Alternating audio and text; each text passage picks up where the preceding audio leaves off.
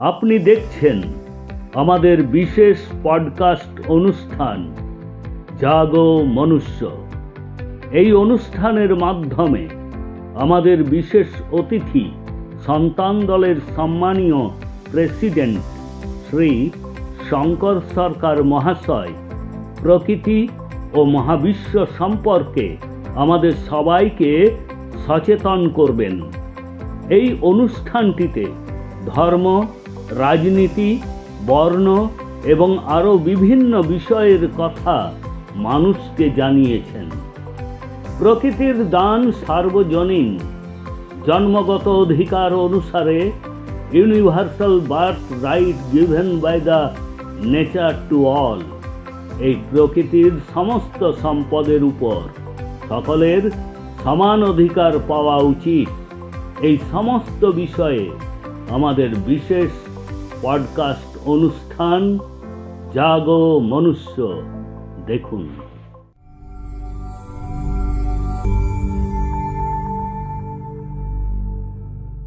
রাম নারায়ণ রাম। আপনি সবই ভক্তবৃন্দকে আমি স্বাগত জানাই আমাদের বিশেষ কার্যক্রম জাগো মনুষ্যতে। আজকে এই খাস আমাদের প্রোগ্রামে রয়েছেন আমাদের সাথে সন্তান দলের ইউনিভার্সাল প্রেসিডেন্ট শঙ্কর সরকার। রাম নারায়ণ রাম। রাম, আমি চায়নাতে 4 বার গেছিলাম। তো একজন চায়না কমিউনিস্ট পার্টির মেম্বার, তার সাথে আলাপ হয়েছিল, সাক্ষাৎ হয়েছিল। তারা কমিউনিজম সম্পর্কে বলছিল, মাওবাদের সম্পর্কে। তো আমি বললাম কার্ল মার্কস, মাওবাদ, লেনিনবাদ কিন্তু ভারত থেকে, ভারতের কনসেপ্টটা, আদি বেদের কনসেপ্টটা নিয়ে গেছে। ঋগ্বেদ, যজুর্বেদ, সামবেদ, অথর্ববেদের যে কনসেপ্ট, এটা থেকে তো করেছে। সাম্যবাদ, সাম্য মানে সমতা, ওদেরকে আমরা ইংরেজিতে বোঝালাম। ইংরেজি খুব যে ভালো বোঝে তা না, যে সমতা আছে প্রকৃতিতে, নেচারে, সেই সমতার কথা বৈদিক সাম্যবাদ, ভারতীয় সাম্যবাদে আছে। সেই কনসেপ্টটা নিয়েই কার্ল মার্কস, লেনিন, মাওরা আমাদের কনসেপ্টটা নিয়ে আমাদেরকে কনভিন্স করার চেষ্টা করেছে। ভারতে যা কিছু আছে তা অকল্পনীয়, সেই কনসেপ্ট আর কোথাও নেই। কারণ মোগল রাজ 1500 বছর ধরে মোগল রাজ ছিল, ব্রিটিশ রাজ ছিল 250 বছর, আর এখন কংগ্রেস গভর্নমেন্টের রাজ ছিল 70 বছর। আলটিমেটলি কিচ্ছু হয়নি। তার তুলনায় চায়না অনেক এগিয়ে গেছে, অনেক পরে তাদের স্বাধীনতা হয়েছে। চায়নাতে একটা ডিসিপ্লিন আছে। চায়না সরকার চায় গ্রাউন্ড লেভেলের মানুষ উপরে উঠুক, তার জন্য সরকারি জমি তারা দিত। তোমরা শিল্প করো, যে কোনো ব্যবসা করো, ব্যাংক তোমাদের লোন দেবে, টাকা দেবে, জমি সরকার দেবে, তুমি তার একটা মূল্য ধরে মাসে মাসে শোধ করবে এবং কর্মসংস্থান হবে। এমপ্লয়ি অভাব নেই, সেই এমপ্লয়ীদের কাজ শিখিয়ে তাদের স্মার্ট বানাতে হবে। এইভাবেই চায়নার জিনিসের দাম কম এবং চায়নার প্রোডাকশন এত সাইন্টিফিক হয়ে গেছে, মূলত হেভি শিল্পে। সেজন্য চায়নার অনেক কিছু নীতি আমাদের ভালো লাগে। ওরা কারোর বাড়িতে মন্দির, মসজিদ, গির্জাতে যায় না।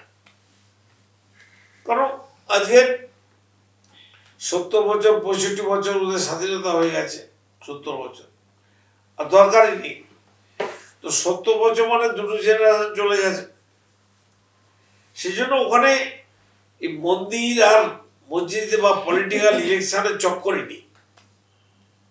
যার জন্য ইলেকশনের পেছনে প্রতি বছর মধ্যে যে খরচা হয় কোটি কোটি ট্রিলিয়ন টাকা, এটা কোনো হয় না, ধর্মের নামে খরচা হয় না।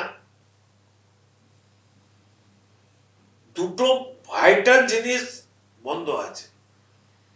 সেই জন্য ওদের ডিসিপ্লিন, ওদের একাগ্রতা, ওদের চেষ্টা, ওদের ধর্মের উপর ভয় কেটে গেছে, ভালো কাজ করছে, ওরা অনেকটা এগিয়ে গেছে, আরো এগিয়ে যাবে। ভারত এখন ভাবছে কিভাবে কি করা যায়। মোদি গভর্নমেন্ট অনেকটা করছে এবং যোগ্য লোকেদের নিউ কামারদের নিয়ে আসছে, এটা দেখার জিনিস। সেই জন্য আমার মনে হয় যে প্রত্যেক দেশের ভালো জিনিসগুলো গ্রহণ করা আমাদের উচিত। যেমন আমেরিকায় একটা জিনিস হচ্ছে, ওরা আয় করলে পৃথিবীর বহু গরিব দেশকে তারা দান দেয়। এটা কিন্তু আমেরিকার একটা আছে। যেমন ওরা শোষণ করে, অত্যাচারিত করে, যেখানে মিনারেল আছে, খনিজ দ্রব্য আছে, সেই দেশগুলোর উপর অ্যাটাক করে যুদ্ধ করে নেয়, দখল করে নেয়। সেটা চায়নাও করছে, সেটা অনেক কম। সেই জন্য আমরা চাই বিদেশে যা যা যদি ভালো আছে কনসেপ্টটা, তাদের নীতি আদর্শ, সেটা যেন আমরা গ্রহণ করি এবং কর্মসংস্থানের স্বার্থে, রাষ্ট্রের স্বার্থে আমরা যারা কাজ করতে পারি। তো আমাদের গুরু বালপ্রভুজি যে কনসেপ্টটা দিয়ে গেছে যে ব্যক্তির মালিকানা থাকবে না, প্রকৃতির সংবিধান থাকবে, প্রকৃতির ধারাপাতা থাকবে, সেইটার পর দাঁড়িয়ে যদি আমরা সবাই কাজ করতে পারি, তাহলে আমাদের আর কোনো সমস্যা থাকতে পারে না। সেই জন্য আমরা ডে বাই ডে প্রচার যোদ্ধা করেছি এবং 20টা ভাষায়, বিদেশি ভাষা 20টা ভাষায় আমরা প্রচার করছি। আর 20 ল্যাঙ্গুয়েজ না, এবং সোশ্যাল মিডিয়া পুরো আমরা ক্যাপচার করেছি এবং ভালো রেজাল্টও পাচ্ছি। সবাই ব্যস্ত, প্রত্যেকে বউ, ছেলে পুলে, বাবা মাদের চুরি করার টাকায়, ডাকাতি করার টাকায়, লোক ঠকানোর টাকায় খাইয়ে পড়িয়ে সুখী রাখতে চাইছে। স্বামী স্ত্রীর কাছে ভালো থাকতে যাচ্ছে, স্বামী বাবা ছেলে মেয়ের কাছে ভালো থাকতে চাইছে, নিজের মা বাবার কাছে ভালো থাকতে চাইছে, কিন্তু আসলে সমাজ কল্যাণ, সমাজ উন্নতির স্বার্থে কেউ কোনো কাজ করছে না। এখন অমিত শাহ তো জেনে গেছে, আমিও জেনে গেলাম নেচারের নিয়মে, যে শ্রীরাম অমিত শাহ আর রামচন্দ্রর ভাই হচ্ছে লক্ষণ, অমিত শাহ, মোদি হচ্ছে রাম। দেখি ওরা কি করে, তারপর ভাববো কি করে কি করা যায়। আপনার কতটা সাপোর্ট এদের এই ভালো কাজের জন্য আমি মরতেও রাজি আছি।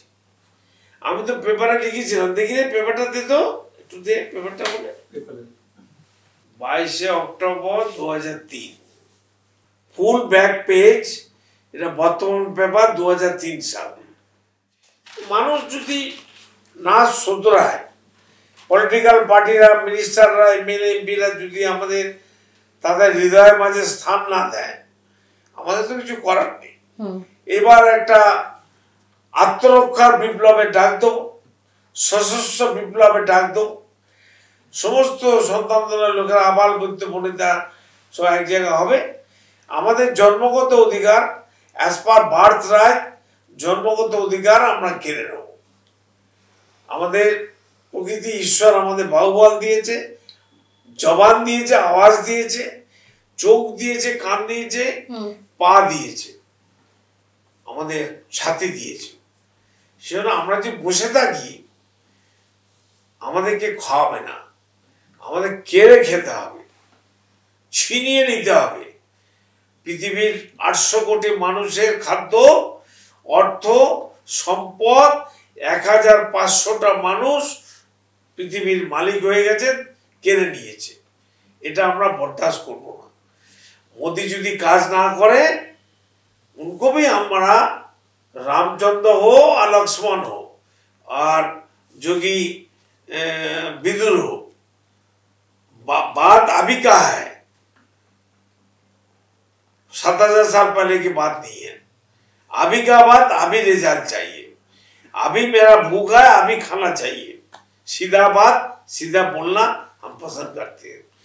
पब्लिक भूखा है, जनगण भूखा है, मरने का कदर में है, इसलिए किसी को हम छोड़ेंगे नहीं। जो अच्छा काम करे उसका साथ हम साथ देंगे, हमारा पूरा खून ऊर्जा दे देंगे। কোনো রাজ্যে চিফ মিনিস্টার যদি কোনো মানুষকে, মহিলাদের, বুজুর্গ লোকেদের বৃদ্ধ ভাতা, মহিলা ভাতা দিয়ে থাকে, সেসব নেতাদের পাছা লাথি মারুন না, ওদের বাপের টাকা দিচ্ছে, আমাদের টাকাই তো আমাদের ঘুরিয়ে দিচ্ছে। কোন রাজার আমলে, কোন রাজার রাজত্বে, কোন প্রজা, কোন মানুষ, একটা কুকুরও যদি মারা যায় তাহলে সে রাজাকে পদত্যাগ করতে হবে। একটা মানুষ তো দূরের কথা, একটা কুকুরও যদি অনাহারে মারা যায় তাহলে সেই রাজ্যের রাজাকে পদত্যাগ করতে হবে। নেচার তাকে পানিশমেন্ট দেবে, প্রকৃতি তাকে ছাড়বে না। সেই জন্য বারবার সবাইকে আমরা বলছি, আমাদের জন্মগত অধিকার অ্যাজ পার বার্থ রাইট, সেইটা আমাদের ফিরিয়ে দিতে হবে। আমি জন্মে এসে দেখেছি আমার এই বায়বীয় জগতে প্রকৃতির কোলে কোনো অভাব নেই, কোনো সমস্যা নেই। আগে একবার ধান চাষ হতো, একবার ফসল হতো, এখন 5 বার হয়। খাদ্যের তো অভাব নেই, জিনিসের দাম বাড়ছে কেন? ওই মজুদদার আছে বলে, পুঁজিপতিরা আছে বলে এবং ব্যক্তি মালিকেরা আছে বলেই সর্বনাশ ডে বাই ডে খতম হয়ে যাচ্ছে। এটা আমরা বন্ধ করতে চাই। যে তো অনেক পরের কথা, আগে ব্যক্তি মালিকানা ওনারশিপ হাঁটাতে হবে।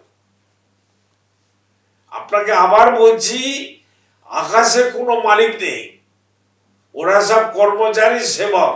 সূর্য মালিক নয়, বাতাস মালিক নয়, জল মালিক নয়, ধরিত্রী বসুমাতা মালিক নয়। তাহলে ওরা যখন মালিক নয়, ওদের সেবা ছাড়া আমরা বাঁচবো না, ওদের সাহায্য ছাড়া আমরা বাঁচবো না। আর এখানে এসে আমরা ব্যক্তি মালিকানা প্রতিষ্ঠিত করব, আমরা বরদাস্ত করবো না, এটা হতে দেব না। আর মানুষ যদি না থাকে, আমি তো আকাশকে বলে দেবো, প্রকৃতিকে বলে দেবো 52 বার হয়ে গেছে, এবার 53 বার করে দাও ভাই, আমাকেও নিয়ে যাও। সব বাড়ি ঘর, মাটি, গাছপালা, জীব জন্তু, পৃথিবী 2 ভাগ, 3 ভাগ, 4 ভাগ হয়ে যাবে, সব হুড়মুড় করে 5 কিলোমিটার নিচে চলে যাবে। কেমন মজা লাগে।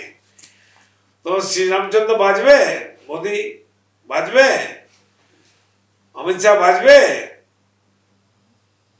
বিদুর, যোগী আদিত্যনাথ বাঁচবে। প্রথম কাজ হচ্ছে ধরতি থেকে ওনারশিপ, ব্যক্তি মালিকানা হাঁটাও, সব নর্মাল হয়ে যাবে। যেমন রোগীর শরীরে রক্ত নেই, ব্লাড, একদিকে ব্লাড ঢুকছে, একদিকে স্যালাইন ঢুকছে, 3 ঘন্টার মধ্যে সে খারাপ হয়ে যাবে। কারোর 10টা বাড়ি, কারোর ঝুপড়ি বাড়ি, এটা কেন হবে? ধর্মের নামে অশিক্ষিত। স্কুল কলেজে আমাদের রাষ্ট্রের প্রধানরা, মিনিস্টাররা সত্যিকারের ধর্ম বোঝায়নি, কারণ ওরা ওদের সহাবস্থান করেছে। সেই জন্য এই সহাবস্থানের জন্য ধরতিতে যে বরবাদি হচ্ছে, তার জন্য সমস্ত মানুষই দায়ী, মিনিস্টাররা দায়ী, সমস্ত জিনিস তাদেরকে বোঝাতে হবে, না বুঝিয়ে কিছু করা যাবে না। সোশ্যাল মিডিয়ার মাধ্যমে আমরা প্রচার করছি, টিভি মিডিয়ার মাধ্যমে আমরা প্রচার করছি এবং ম্যান টু ম্যান আমরা প্রচার করছি। আমরা সংগঠন তৈরি করেছি, আমাদের সঙ্গে নেচার আমাদের সাথ দিচ্ছে, অদৃশ্যভাবে নেচার আমাদের শক্তি দিচ্ছে। আমার এই 77 বছর বয়সে আমি এত সাহস, এত শক্তি, এত প্রেরণা, এত উৎসাহ পাচ্ছি কোত্থেকে? যদি নেচার আমাকে সাহায্য না করতো, নেচারে অ্যাক্সেস না থাকতো, নেচার যদি আমার কাজে খুশি না হতো,